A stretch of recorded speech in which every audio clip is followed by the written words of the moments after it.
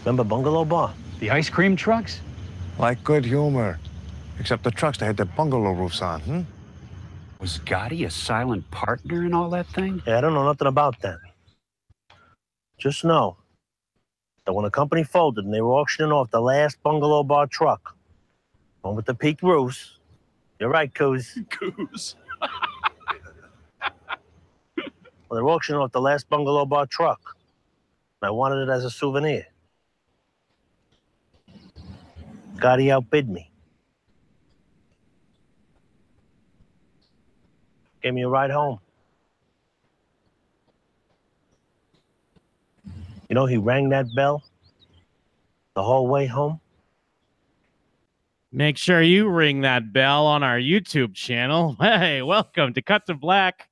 This is the Sopranos Sit Down. I am Jim Scampoli, and this week we're discussing Season 1, Episode 10, A Hit is a Hit. Yes, and I'm Jacob Burrows, here proud on my 10th birthday. I'm just waiting on that Hogwarts letter that may one day come and take me away to Sopranos land. But still ain't there. Do ding that bell, though, all the way home. Yes, and yeah, so for people that don't know, we are in the midst of a Sopranos rewatch. I've seen every episode, a few of them many times. As Jacob said, he is only a little 10 years old, and this is his first watch through as we continue this journey through one of the greatest television shows ever created. Now, as said, this is episode 10 of season 1. A hit is a hit.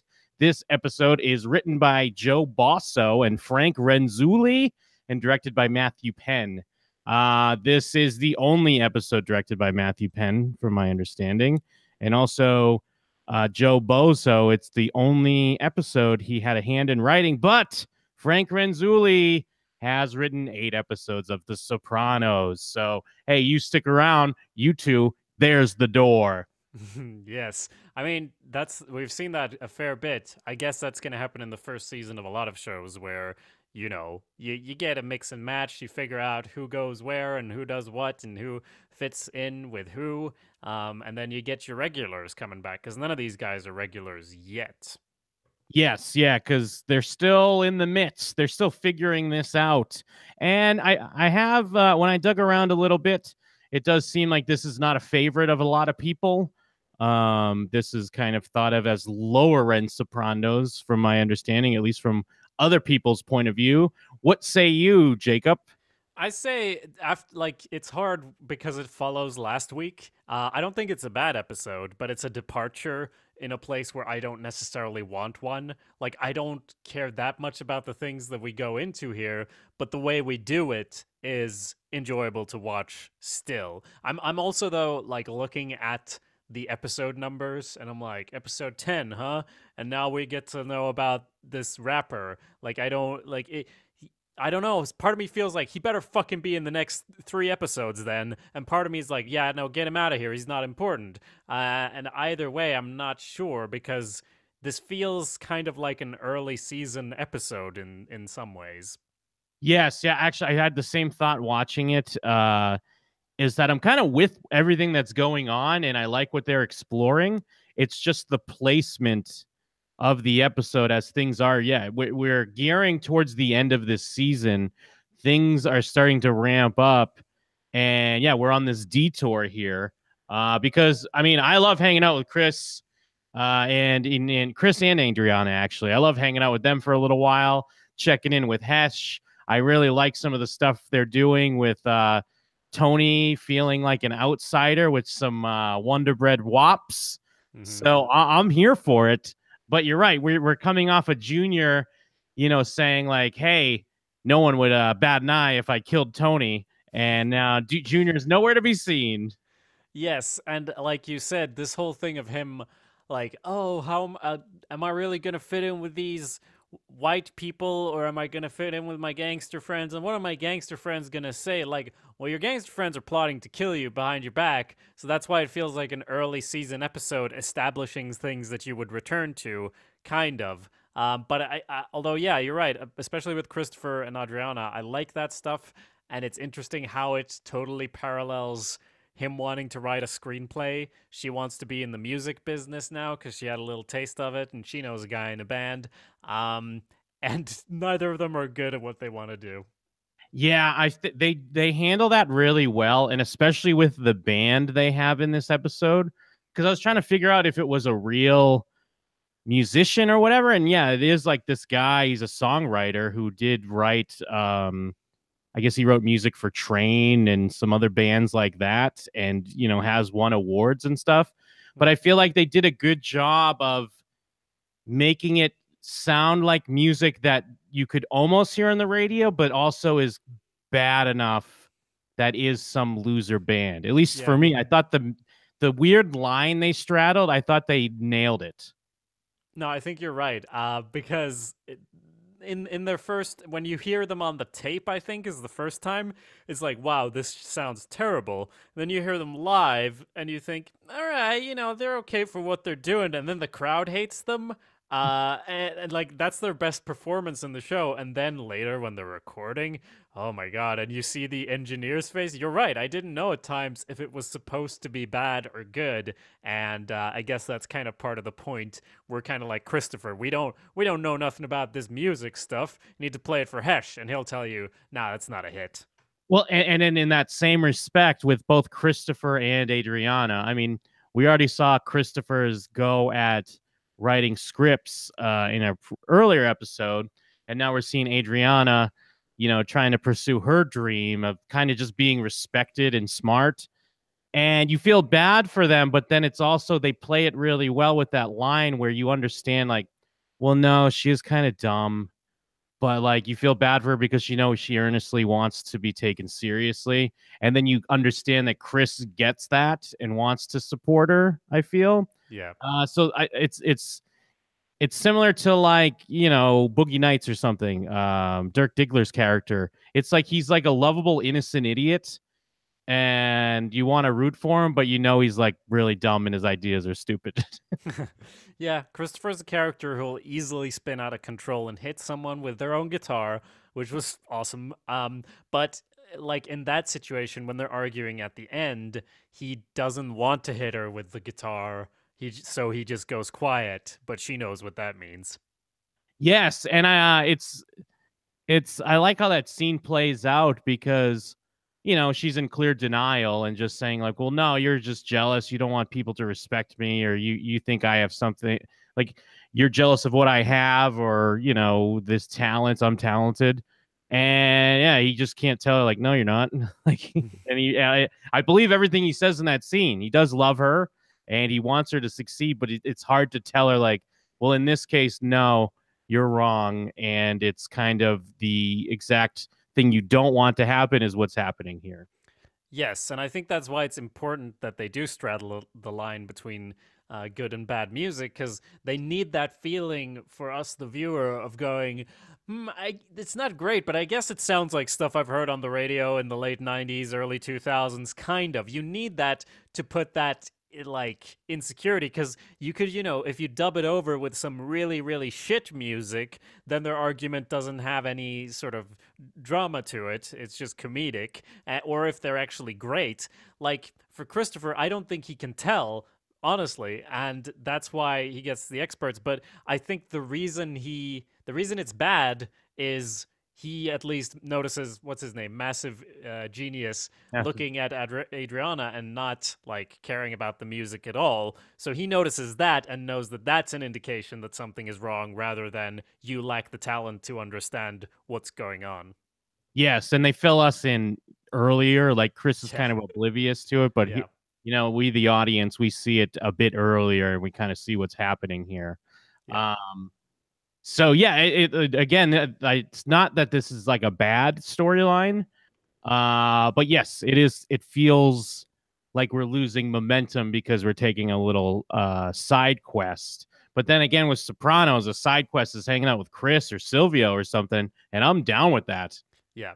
And the only thing that doesn't feel kind of side quest, the reason you couldn't put this at the beginning of the season, is that things are actually going well for Christopher at the start. And he spent the first half of the season really annoyed about shit. And now he's part of this thing where we're not really filled in on what's going on, but the first scene, they kill a guy and find a shitload of money. So that's kind of they're sending a message about stay away from our area, dealing drugs or what have you. I'm not sure, but it's a big bonus for them. So that's why it wouldn't have gone earlier in the season. Yeah, and has it been a while since we've seen somebody killed, or am I just remembering wrong? I mean, It's been a clearly lot of there's hanging out. the Oh yeah. college episode. Is that the last hit we've seen? Uh, I'm not sure. We gotta take a better tally on these hits. We will. I promise you, listeners. Once we finish up season 1, we're gonna get these tallies down, and we're gonna have the counter. I swear. I promise. Yes, we are. But I think you may be right either way because it's been sort of they've been laying low because the FBI was onto them 2 episodes ago, and then 1 episode ago was Boca, and I don't think anyone died there either. They're just kind of worried about being, on the FBI list and everything. Down Neck. Did someone die in Down Neck? That was the flashback. There was I a don't- threatening of stabbing someone's eyes out. No one died because it was all one storyline in that episode. It was all about his kid and his past. And then it was Pax Soprana. So, I mean, yeah, you're right either way. Oh, a couple of people did die in Pax Soprana. Yeah, they murdered the guy who sold the drugs to the kid. But I mean, that's a bunch of episodes ago at this point. And you're right, there hasn't been that much mob stuff going on. Mainly mob stuff has been laying low and trying not to get caught and threatening football coaches. Yeah, okay, so we did see that guy get thrown off a bridge. Otherwise, we've seen pies and faces and mothers threatening their sons and a guy got shot in the foot at a bakery. Yes. So really it does go in line. We did say after I guess episode 2 or maybe 3 that it's got sometimes if you just put a laugh track on it, it could work, or even just put, the put Larry David's outro song on top of the end there and it's it could be that mood sometimes if you manipulate it. But now someone gets shot in the head and you can't go after that. Well, and the main reason why I asked because it was almost like a shock to my system that he shot him in the head like that, and I forgot. I forgot we were watching a mob show all this time because I totally expected where he's like, just make sure they get the message, and he's like, okay, and I'm like, all right, yeah, he's gonna get the message. He's like, nah, we already told him. You're the message. Boom. Yeah. Gotta toy with him before you kill him.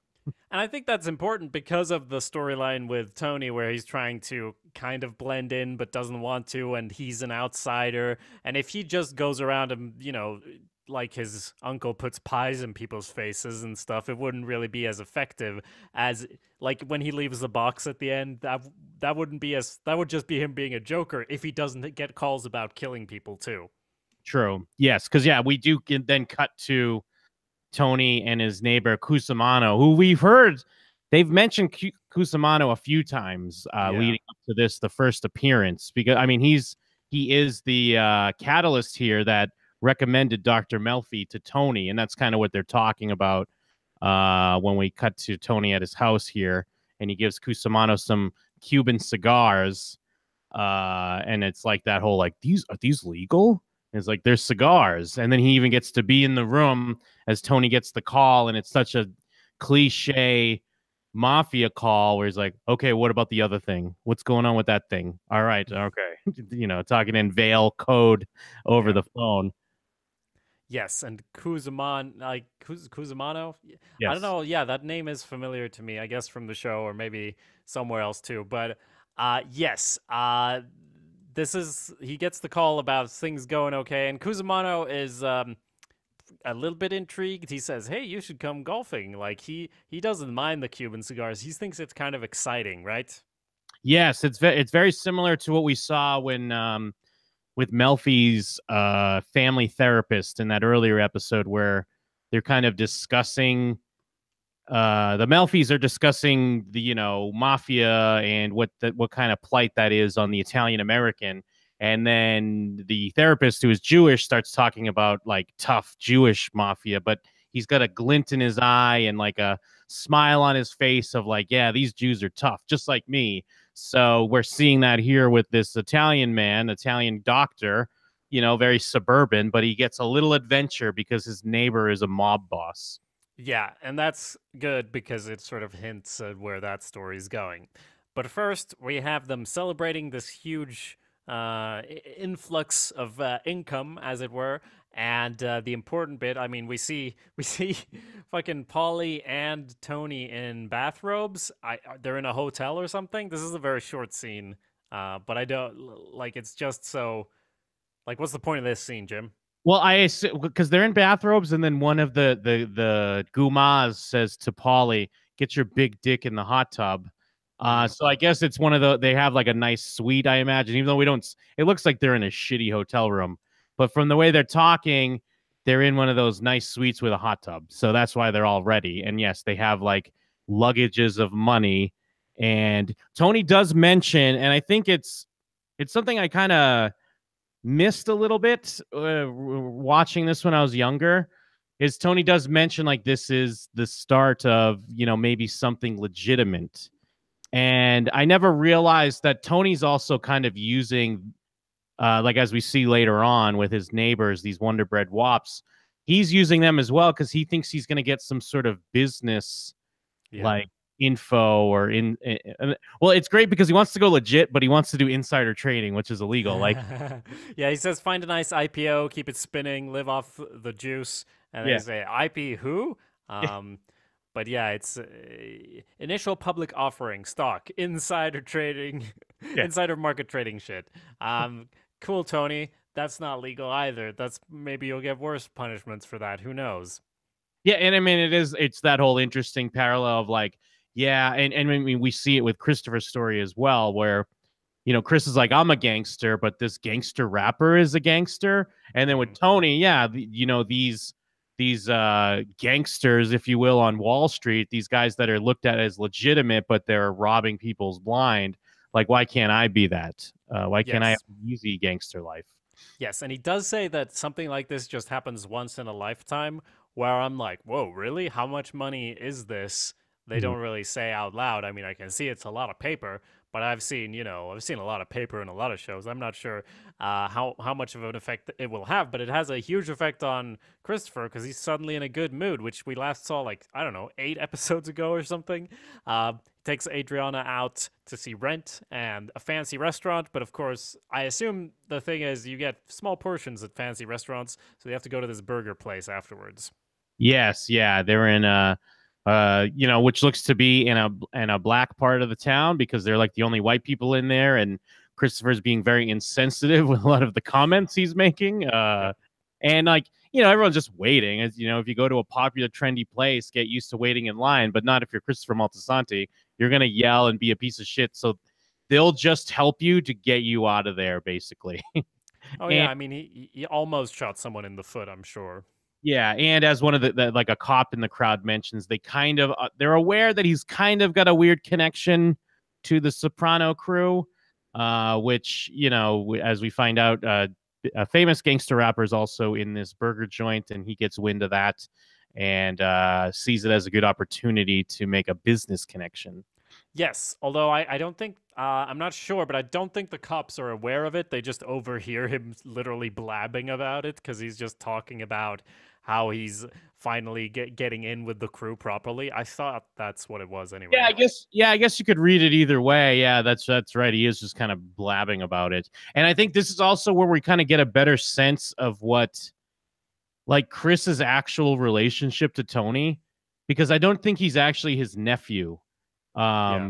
He mentions here that Carmela's his cousin, and because they're kind of making fun of Carmela for being like a WAP wife, where like Adriana, like there's that's your best case scenario. What are you talking about? And it's weird. They make a comment that's important to Carmela's story here, which is something I don't think they would know because they're like, yeah, just being a wife, wondering where the money's coming from. It's such kind of an off, doesn't fit comment that they would make, but it sets up like where Carmela's at. So I Yeah. feel like that's kind of like a little cheat they did, but hey, we'll allow it. Yeah, yeah. And yeah, massive massive something or other, what's his face, comes up and sort of talks a little shit, and then they talk a little shit, but then when they come outside, they've been informed by the cop, as you mentioned, that he's semi-connected. So he actually wants to, Massive Genius wants to talk to Hesh. I don't think he brings that up yet. He invites them to their party, right?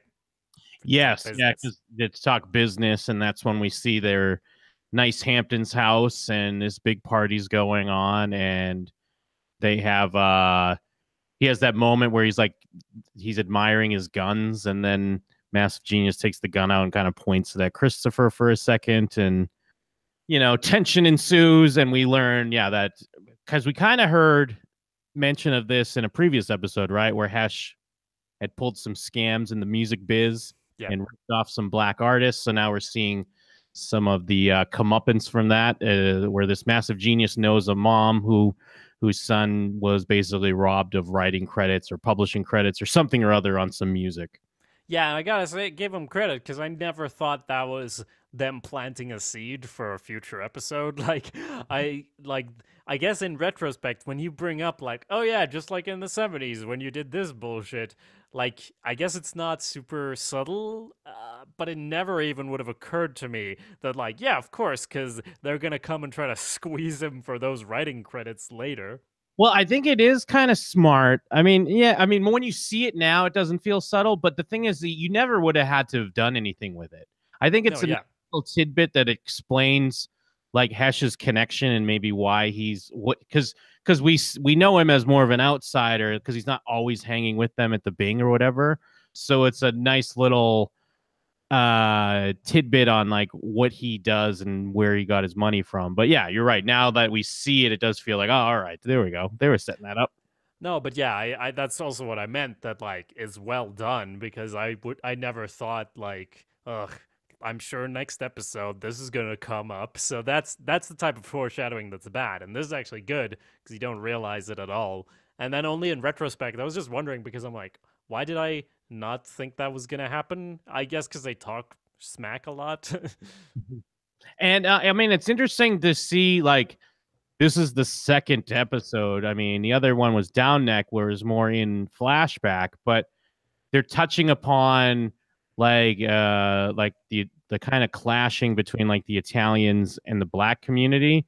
And knowing a little bit about this movie they announced, it seems like they want to explore that more. So I don't know if it's just always been a thing, because I don't remember it being much in later seasons, not to really spoil anything, but I don't know. It's just an interesting tidbit that we're seeing in the midst of this announcement of a movie, which is supposed to be exploring it a bit more. Yes. Everyone, please, we're going to talk about the movie, so please subscribe and leave your reviews. Yes, we are relevant again, all of a sudden, and not due to our own work at all.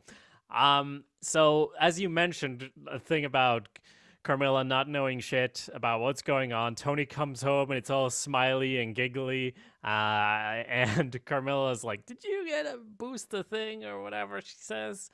Yeah, did you make a score? It's an interesting on the nose for Carmela, because she plays it a little, aloof for the most part, even though we know she knows what's up. But here, she's so excited. She's did you make a big score? And she's looking at college brochures and things, and she brings it up because she's thinking about the future. What if something happens to you? And he says, you'll be taken care of. But that's also sort of starting her whole thing this episode, which is kind of in the background. But the thing about her getting hip to the existence of the stock market thanks to these other wives, and then in doing some investment of her own. Yes, yeah, because it's this, and Tony's making jokes about it. She's what if something happens? He's well, then you call the grave digger. He says something along those lines, get a nice suit and a box. And it's weird to make that joke because it's such a real reality, something that can happen very easily. Yeah. But then Tony's also still just being very vague, because he's we got enough. He won't really get much into it. And then I think we go into Adriana talking about Defiler. Yes, Defiler. Yeah, Tony should just say, just go to my mom's place and look in the hat box. You'll be fine. But yes, Adriana's talking about Defiler, and it's kind of warning bells, because she's talking about how freaking perfect and artistic her ex is. And Christopher, who's a man who flips out over small things, throughout the episode, apart from hitting him with the guitar, he's actually quite reasonable about it and wants to support his girlfriend who is supporting her ex, and he manages to be totally fine with that, which I wouldn't really expect from him. Yeah, and we even see a little bit of that too, where when he kind of like agrees to it, and then he's like, "But I get to dress you up." So I don't know. There is this thing they're hinting at, I guess, with Christopher, where he loves that, dudes want his chick, but he's that, I guess, he's that secure about it, which is kind of unlike what we know of Christopher to be secure about anything. Yes, and I even think it would have been fine if the band was good and if Massive Genius wasn't just looking at her.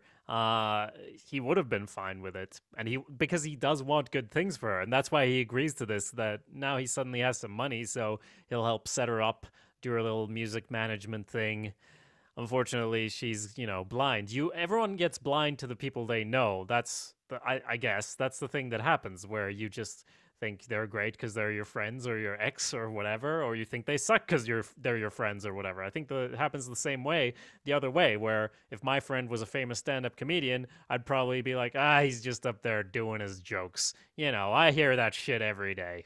Yeah, and we see further Christopher's rationale, similar to what he had about his screenwriting dream, where he mentions, I love being in Blockbuster, I love the smell.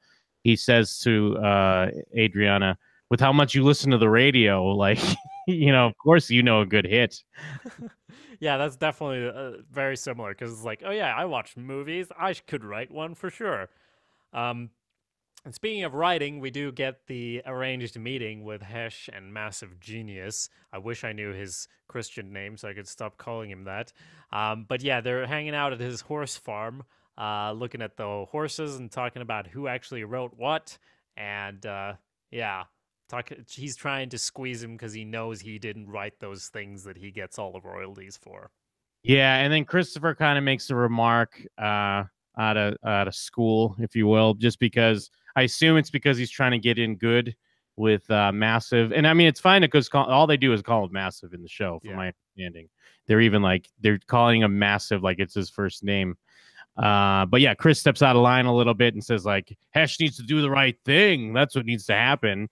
And we're seeing this budding conflict here, as Massive is just kind of trying to do the right thing by an old woman whose son was ripped off, so you can't really be mad at that.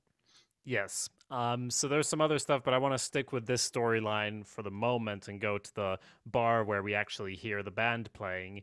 And as you said, we find out that Massive, he can tell they're not that good, but this is also their best sound in the whole show as well, so it's not totally crazy in this scene that this is happening. Well, it's interesting too because it's so quick, because they keep talking about Defiler. It's almost, I don't know if they're trying to tell us that even Adriana doesn't know, because all of a sudden they're not Defiler anymore. Yeah. Now they're Visiting Day. Yeah. And it's happened but in 2 scenes ago, she was just playing the Defiler tape. It's almost like she checks back in with Richie and realizes that, oh wait, no, they got a new sound and they're Visiting Day, and they're like, which I think she compares them to Matchbox 20 or something like that. Yeah. And I love how the scene plays out, because I still, as a viewer, I don't like it, but I'm not sure if they're trying to tell us it's bad or not. Like you said, they sound pretty good, but then we start to realize the audience thinks they suck. Yes. And I guess that's kind of hammered home in a later scene where she talks about, how Richie's been through so much and he's so deep ever since he tried to grill that trout with a downed power line and got electrocuted. Recovering from that, it really changed him. And that made me laugh out loud and kind of, it showed us where he is not actually a deep guy, obviously. Oh, that's such a great detail. He was electrocuted by a down power line because he's trying to grill a trout. Yes. So meanwhile, there is the storyline. I think we've done a good job of touching on almost everything in the episode already, kind of. But there is the whole storyline where first we see the other the other people in the neighborhood, and Melfi's there, and it does make sense when you think about it. But first, it's kind of like, wait, what? Right? Yeah. But then when you think about it as like she was the recommendation and like kind of the connection Yeah. to the Sopranos. Now it becomes more clear, like, oh no, she was like friends with them beforehand. And I'm almost positive that at this dinner party, the guy she's with is the guy Melfi was with in, I believe, the pilot when they can't get a table, and then Really? Tony gets them a table. I'm almost positive. I didn't double check it. I should have. All right. I think I looked up that guy wasn't in any episodes, but I'm not, because he had like a Swedish name or no. No, now I don't know. Because he's with her fucking guys, man. She's a player. You never know. He does look like him, so you're probably right, but who knows? Yeah. Unless he's just another guinea, and I'm just mixing him up with all the other guineas who all look the same, right? Yep, right. And yeah, they're talking about the mob stuff, and obviously it's awkward for Melfi, who goes to the bathroom, looks out the window at the house, and hears weird screaming. And this is really such like a sitcom-y type setup. What they have with the screaming setup and the reveal later on. Yeah. I do like. I mean, I guess it's what we've seen with Melfi and her family, the way she kind of defends Tony. And I mean, she does it here as well. Although it's also more of like defending Italians in a way because they're being prejudiced. Even though I guess the Cusamanos are Italian, but what's the comment? Something like the Goomba glass. There's a specific glass I don't know offhand, but then yeah, she kind of sticks up for it a little bit. Yeah. But yeah, then she goes in the bathroom just so she can like sneak a peek at Tony's house because. You can't blame. It's same with Cusimano. He likes to stop in the house and maybe get some cigars. There's some intrigue there. She wants to take a peek at the house, see how Tony lives in his real life. Yes, which does give her a bit more, three-dimensionality and stuff. Because she's just the therapist, but she's a human being too, and it's nice when we get to see her as a human being. And back to Cusimano real quick. I like that we cut to him. He's in the middle of talking about a scene from Casino, and to go back to the family therapist again, it's that same like, oh man, he's got his head in a vice. He pops his eye out, and then the wife even makes a comment of like, he goes over there for 10 minutes and he comes back and he's like, fucking this and fucking that, and put a hit out on somebody. Like, yeah. Just loving that little brush with that reality. Yeah, which is something he brings a gift to his friends as they go golfing later in the episode, which is where the clip is from that you pulled in the beginning. And I don't know what this ice cream thing they're talking about is, or like it's kind of. I mean, it's very easy to see what's happening because he's getting more and more annoyed as they keep talking about mob stuff, and they're kind of saying like, "Hey, let me." It's so weird because it's like me asking you, a guy from Las Vegas, like, it's okay, you can tell me if this is not okay to ask about, but what is it like living in, New York? Like, is it like real New York? Because obviously that's where you live. Like, and there's no correct answer. You can't say, like, that's fucking offensive and you're an idiot. And you can't, so he just kind of stares at them and then makes up this lie to make fun of them. Yeah, and I think it's really well done because to me, anyways, I really do kind of feel bad for Tony, even though to their defense, it's true. Like he is a mafia, like he's a mob boss, but the way they're doing it, and they're like, "How real was The Godfather?" He's like, "What? Like, how old do you think I am? Wasn't that in the 50s?" And they're like, I thought it came out in the 70s. And they're like, no, you idiot. He means like the movie took place in the 50s. Yeah. The way it's played out so well, but also it's one of those things Sopranos does well where it wouldn't have to be him, like you said, it wouldn't have to be him in the mob. Like I think we've all kind of had these moments where you're with, whether it be like friends of friends or a group of people you're not that comfortable with, and then it feels like there's some joke that you're not in on and maybe potentially you're the butt of. And obviously it doesn't feel good. And I mean, Tony sums it up with his story later. But he also talks about the Metagon, which I guess is like a muggle. It's it's an Italian word for muggle, because looking it up, it's a non-Italian American or an Italian who has lost his roots. Oh, yeah. And yeah, and you know, Tony's talking to Melfi about it, and you know, how would he explain to his friends that he's becoming a Metagon or becoming friends with the Metagon? Yeah, like that famous song, the Americano, American. It's all about muggles. But yeah, he feels further alienated because they even have this sort of grill out first, this barbecue, and he's trying to talk to them. Like they're all like, "Oh, you're here from Ross on Dexplex," and he's not asking crazy question. He's like, "Dexplex," and they're like looking at him, and he's like looking at them, and it's awkward.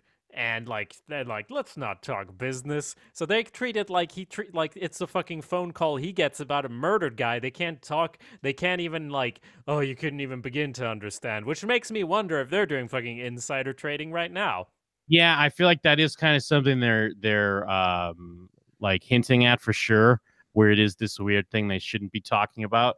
And it's a great parallel to Tony. I mean, it was never clear to me. I guess it just wasn't paying attention. That yeah, that does show that Tony was hanging out with them to try to get some insider info like that.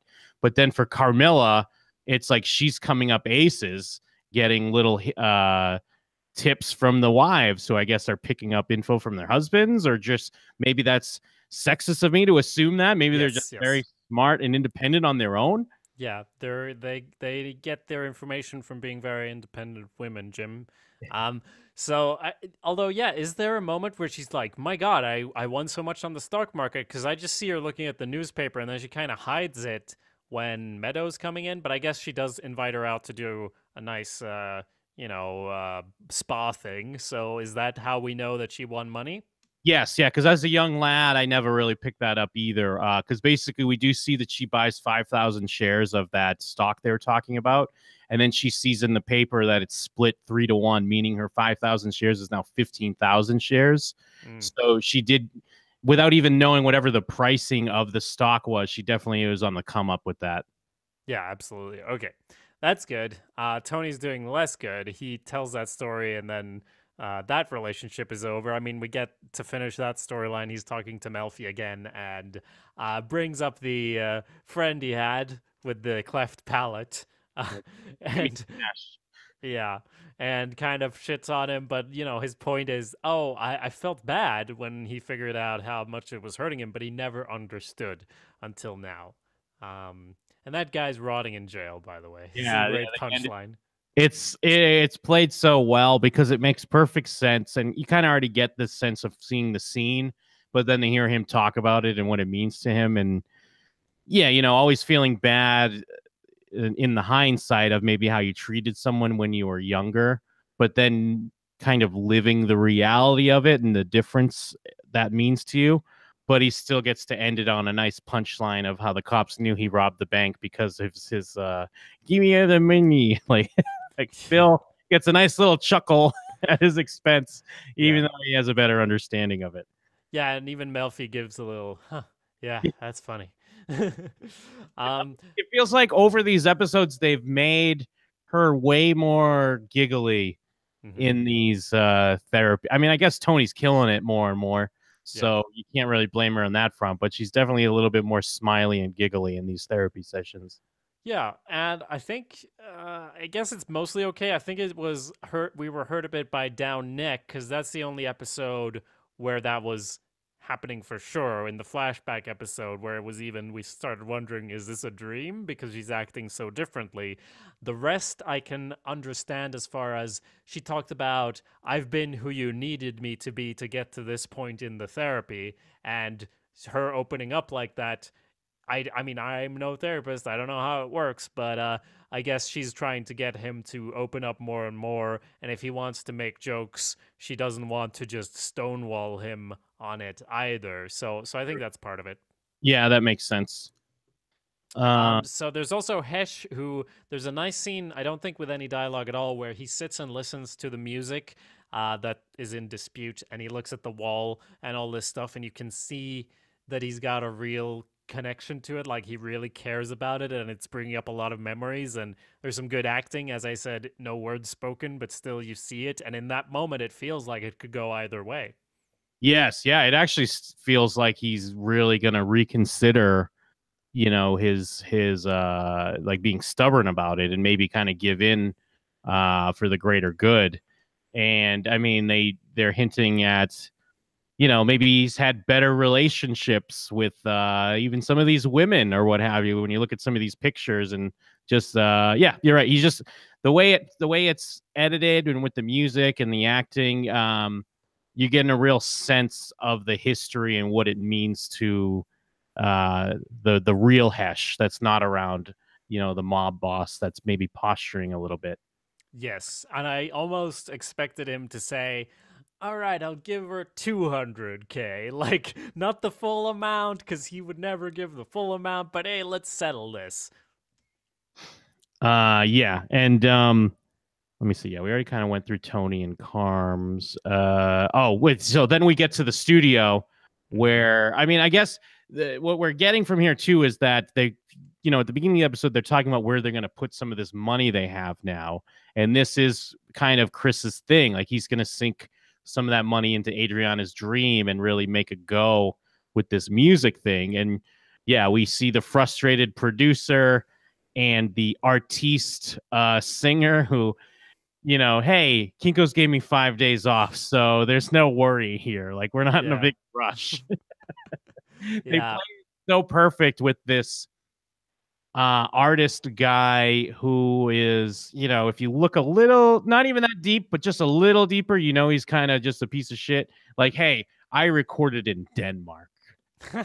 Yeah, I love that line. Oh my gosh, because he tries to school the audio engineer on how to mic, because the problem isn't them, it's that, you know, they mic'd it wrong from the beginning. And I love this audio engineer, can relate to him in some ways, and I mean, this whole stuff, all this stuff is sad, because if Adriana could hear that they were shit and went and found another band that was good, she could actually do this. And I'm sure Massive, if they brought him a band that was actually good, it could actually go somewhere, even if it was because he wanted to fuck her. Like it could work out. But yeah, now Christopher is just sinking money down a hole and he can feel it. So that's why he smashes the guitar and also goes to play it for Hesh.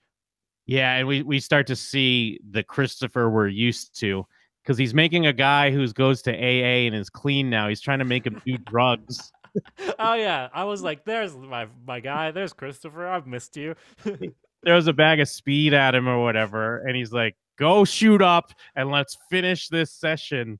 And it's great because he's not really trying to hide it or anything. Because yeah, it's in front of the engineer, it's in front of the rest of the band, and even if this singer, this Richie guy, is just kind of a loser, you don't want him to fall back into drugs again. So you're like, oh, Chris, what are you doing? And he's like, that's why he beats him up. That's why he hits him with the guitar, because he won't go shoot up and get that energy and pep in his step so he can go back and do some more takes. I mean, they've only done 62 takes of this track. Yeah, and then he's like, after the smash, he's still like, okay, from the top, let's go. Yeah, we'll use a ukulele or something. That's why you gotta love this guy. And yeah, the audio engineer, I think, points out there's no choruses. So like we already know it's not gonna be a hit, okay? But Hesh reinforces it in a brief scene where it tells him to get the fuck out of there. Stop wasting my time with this shit. And yeah, speaking of Hesh, his finishing storyline is a phone conference, which is lovely because like it feels like they're threatening to go to, you know, a gang war, and then it ends with, oh yeah, I'll see you in court. No, I'll see you in court, motherfucker. Yeah, and it's a nice to go back to the title of the episode. I mean, and it's said in the episode as well. You know, a hit is a hit, and you know we start with a mob hit, but then most of the episode is discussing whether this song is a hit. And you know, in the same vein of, you know, this gangster rapper, we're ready to go to war with the Jews and the Italians in court. You know, times are a changing, and they even kind of have that like Tony's even like taken aback a second where they realize, oh wait, so it's just a court thing. It's not we're not gonna go murder each other's friend. Yeah, yeah. And he's like, yeah, with what I pay in retainers, fuck yeah, I'm gonna sue. And Tony's like, I hear that. And it's nice though that Hesh has a thing in his back pocket because I guess he's prepared for anything, because he even brings up there's a second vocal used in the background of a beat that was sampled off one of his records. Yep. So he's going to be suing as well. Yes, and there's a nice touch of, I think Tony gets to try to peg him for, yeah, I bet you not even a real gangster. I bet you got a fucking degree, bitch. And he's like, yeah, no, I do got a degree, motherfucker, in urban planning. It's After like, I killed somebody, though. Yeah. I'm both. Yeah, and I expected Tony to be like, just one guy, huh? Cool. But yeah, that's nice. And that's the end of that. Yeah, and then we have that. We kind of mentioned it a little bit earlier, but there's that scene where Adriana is trying on dresses, and they're both like super expensive. I think she says one of them's like $3,600, but Chris is like, just keep them both. And it's because he's gonna have to break it to her that this Defiler, or what was what's the other name of the band? A New Day? Yeah, Van's some Visiting Day. Visiting Day. He has to break the truth to her that it's they're not very good. It's not going to go anywhere. Yeah. And she leaves because she thinks that he's just kind of poo-pooing on her dreams, and he's silent about like you said, he's just silent through the whole, as she's just kind of yelling at him about it.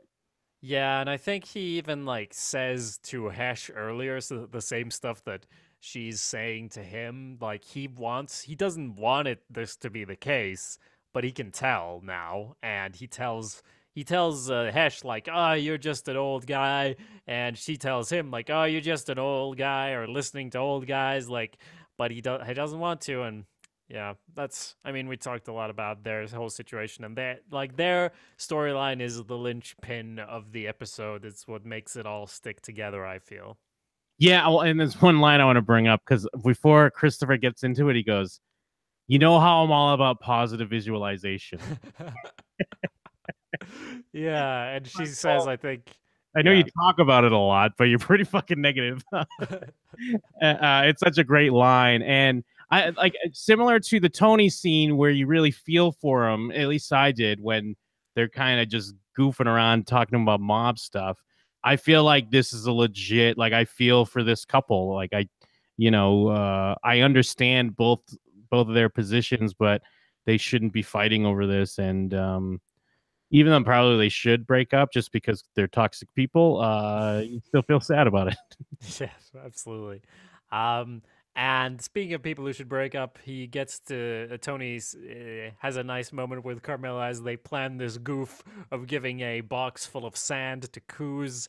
And that's kind of how the story ends, or the episode ends, of him handing it over. And I love his face he puts on when he's being like the dumb mob guy, when he's talking to him, and he's just got, oh yeah, just take this box. And he's like, oh yeah, the box. For how long? He's like, oh, you never know. Yeah, maybe a month, maybe a few weeks. And then Kusamano tries to object to his new nickname of Kuz, because it does have like a double meaning, like kind of like, I guess, a puss or whatever.